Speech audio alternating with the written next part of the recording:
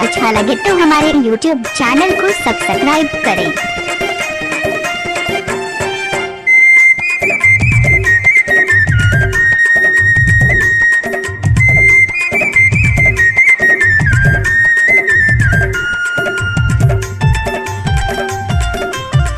DJ Sohan Kumar साजा टोला।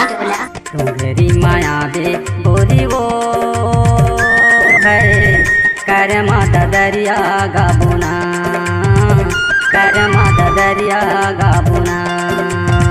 तुम्हारी माया दे गोरी वो है कर्मा दरिया गाबुना, कर्मा दरिया गाबुना, कर्मा दरिया गाबो, कर्मा दरिया गाबो, कर्मा दरिया गाबोगा। डूंगेरी माया हूँ बैहारे, कर्मा दरिया गाबोना, कर्मा दरिया गाबोगा, कर्मा दरिया गाबोना।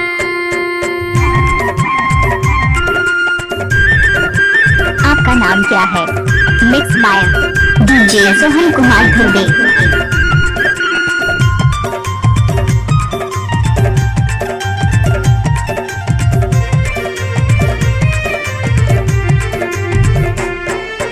सावन के पानी हा बरसे खाना घो, हुई रे बरसे घन घोर, हुई रे बरसे घन घोर। फूला देखे बिना मोरे रानी, ये तर से जीरा मो, हुई रे तर से जीरा मो। कर्मा दरिया गाबो, कर्मा दरिया गाबोगा, कर्मा दरिया गाबो, कर्मा दरिया गाबोगा।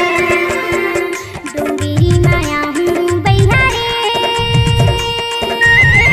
कर्मा दरिया गाबोना, कर्मा दरिया गाबोगा।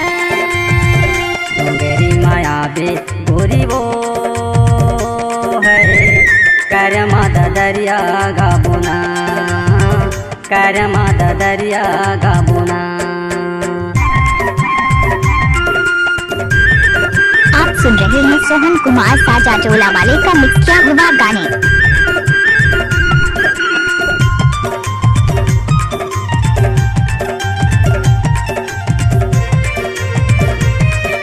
डीजे सोहन कुमार साजा टोला।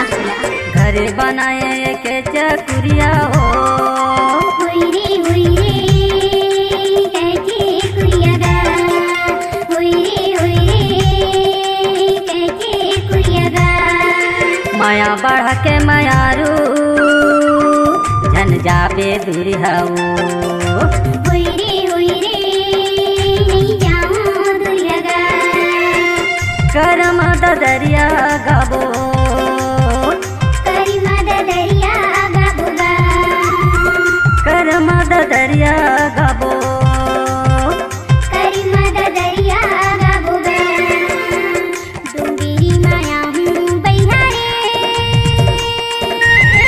कर्मा दरिया गाबोना, कर्मा दरिया गाबोगा।